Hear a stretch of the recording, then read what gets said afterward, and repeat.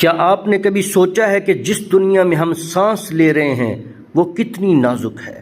ہم فخر کرتے ہیں اپنی ٹیکنالوجی پر، اپنی سائنس پر اور اپنی ایٹمی طاقت پر، لیکن کیا یہ طاقت ہمارا تحفظ ہے یا ہماری بربادی کا وہ سامان جس کا بٹن دبنے کی دیر ہے اور سب کچھ راکھ ہو جائے گا؟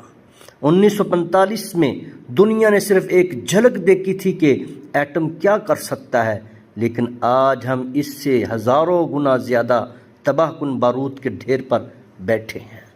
سوال یہ نہیں ہے کہ کیا ایٹمی جنگ ہوگی، سوال یہ ہے کہ جب یہ ہوگی تو کیا کوئی انسان اسے دیکھنے کے لیے زندہ بھی بچے گا؟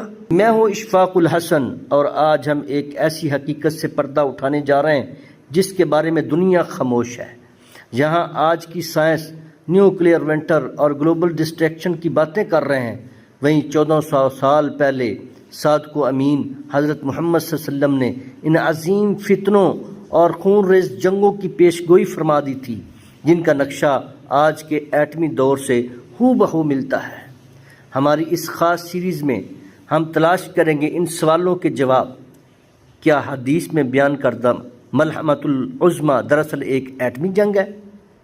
کیا قرآن کا دھواں الدخان وہی زہریلی فضا ہے جو ایٹمی دھماکوں کے بعد چھا جائے گی؟ اور کیا انسانیت کے پاس توبہ اور واپسی کا کوئی راستہ ابھی بھی باقی ہے؟ یہ سفر مادیت سے حقیقت تک کا، یہ کہانی ہے اس ذرے کی جو زندگی بھی دے سکتا ہے اور کائنات کو فنا بھی کر سکتا ہے۔